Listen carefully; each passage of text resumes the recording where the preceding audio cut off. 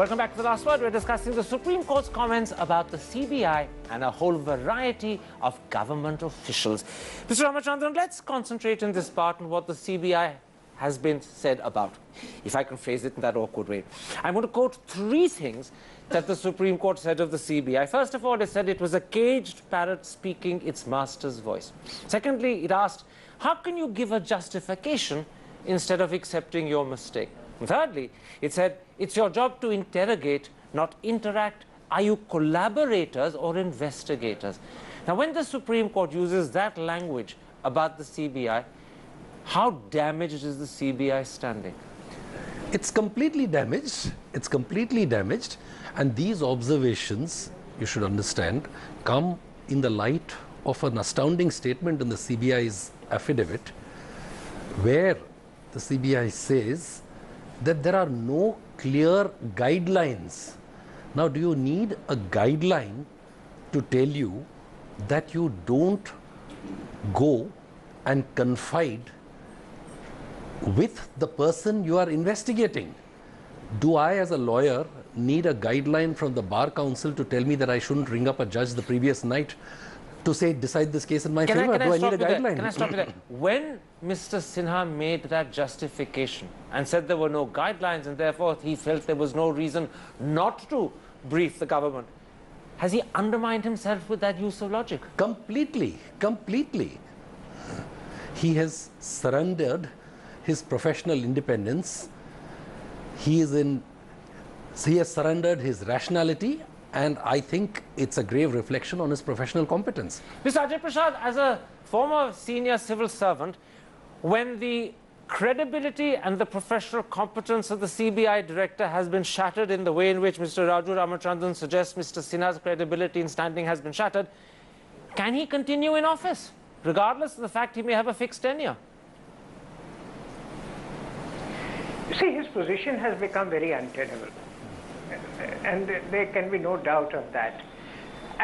But he himself has been saying earlier that he is a part of the government, and he is not an autonomous organization, and he sees no harm in sharing it among other functionaries of the government. Okay, can I stop you there? Can I stop you there? Although he said that, he also added in the same affidavit that never again would he share anything with the government. So clearly, when he makes that promise that he'll never share anything again, he knew that the first time around when he did the sharing, he was wrong to do it.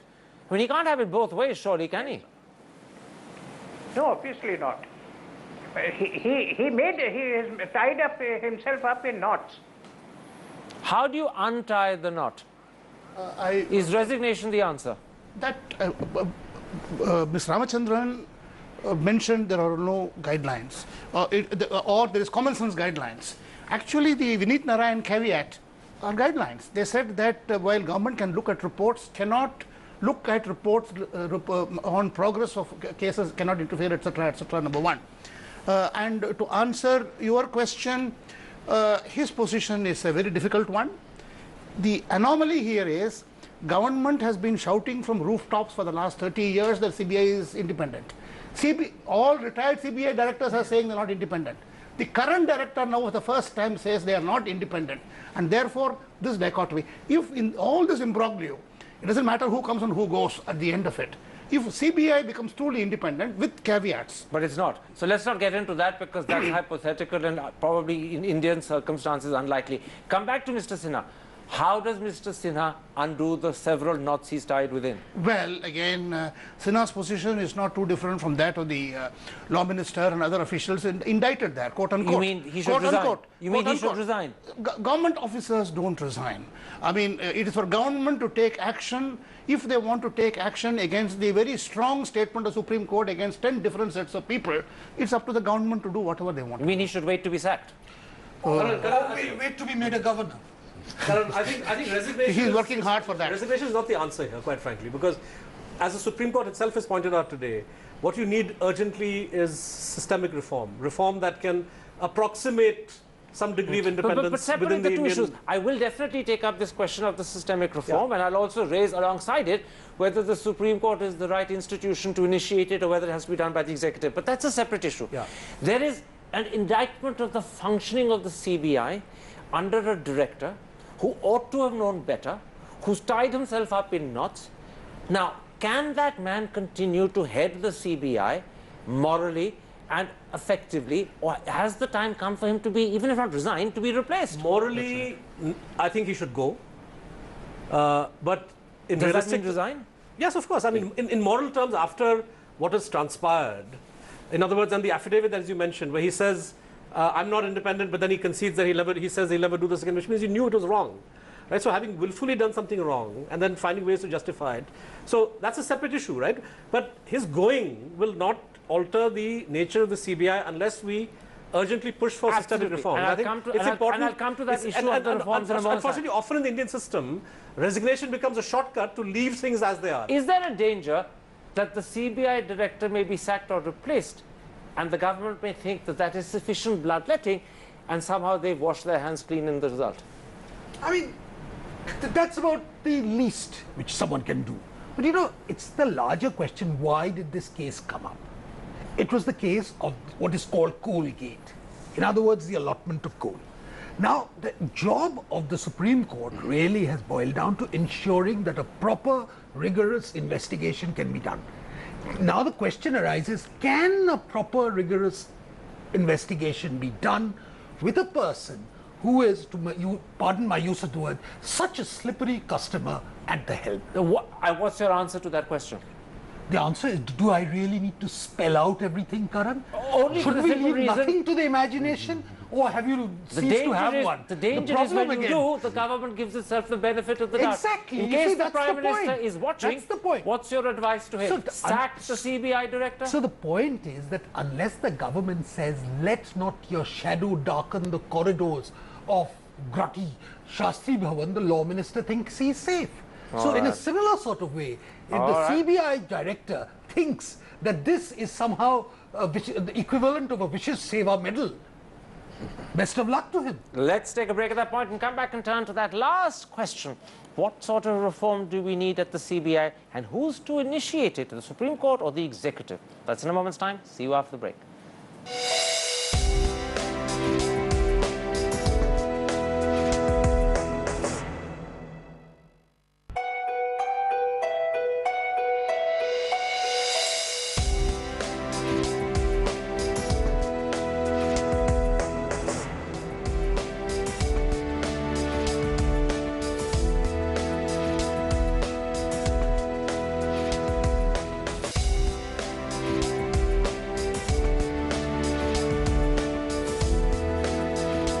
Welcome back to the last part of this special extended last word on the Supreme Court and the CBI. Mr. Ramachandran, the Supreme Court has asked the government to file an affidavit on how it will ensure independence of the CBI. Does the Supreme Court in our system have the authority to demand structural changes in the CBI, which normally comes under the preserve of the executive, or is it overextending itself? It does have the authority. When there is a vacuum, when there is no legislation, the Supreme Court has done it in the past, in the Vishakha case, in the Prakash Singh case, that until legislation is enacted, these shall be the guidelines. After that, the executive is free to bring in legislation, but that legislation must be in accord with these guidelines because it has a bearing on good governance, which has a bearing on the right to life under Article 21. One quick question. When the Supreme Court laid down in the Prakash Singh case steps that state governments and the central government must take regarding the police forces, they were ignored. What are the chances that the Supreme Court may lay down guidelines vis-a-vis the CBI and they'll be ignored? As far as the CBI is concerned, the guidelines of the Supreme Court are more easily implementable. Why? Than Prakash Singh guidelines, which are far more detailed. Well, why are they more Once the easily? Supreme Court lays down guidelines for autonomy, and these will not be guidelines, sorry, let's change that word, directions, those directions will have to be complied with on pain of contempt. Okay. Let me come to a different question. The Supreme Court has also asked the CBI a question: should a retired judge be appointed to supervise the investigations? What's your answer as a former cabinet secretary to I'm a that? little surprised at that question, because I think here Supreme Court should have themselves taken the view whether to appoint or retire. Basically, they're expressing unhappiness with the way CBI has been functioning. They should have either said, and I presume in July when they meet, that's what they're going to do. Only one short point to add to what Mr. Ramachandran has said, that the present system is completely unworkable. 50% of all litigation is government litigation. So government cannot manage their own litigation on both sides. Very quickly, Mr. Ajay Prasad, these are of course just observations. They are not part of a written order, except for a small comment about the law minister having substantially made changes. How substantive are these observations, or can they be brushed off by the government? No, I don't think they can be. The Supreme Court has gone to the extent of saying the heart of the report has been altered. And I think that's a very, very important statement that has been made. And nothing, I think, CBI or the government can now do to say that, you know, these are just sort of guidelines and may be ignored. Very quickly. I don't think that's the position. Very quickly, I'm going to ask both of you as journalists the same question. What will be the implications of today for the government, I mean specifically the Supreme Court's comments, on its electoral future? Well, I think the government is likely to disregard what the Supreme Court has said and take refuge behind a very good conservative philosophy, which is that the job of the courts is to interpret the law, not to make them, and that it's the executive's prerogative to do it. Now, that actually has a good basis, but unfortunately, in this context, when the executive appears to have abdicated its responsibility, I think popular confidence will be more with the Supreme Court, but again, that too will be destroyed. I think what we are seeing now is a patient wait, a brazen wait for 10 months before the election. Can the government brazen it out? It can and it will, because electorally, I think the UPA and the Congress are pretty clear that no matter what you do at this stage, even if you jettison the law minister and the railway minister, whatever, you're not going to undo some of the damage that's happened over the last 4 years. So acting when it's very late will not yield you any benefit. And I think that's the line the Congress is going to take. All right, I'll leave you with the last word. My thanks to all four of you for joining. My thanks also to Ajay Prasad for joining me, and earlier, my thanks to Harish Salve. Goodbye. Good night.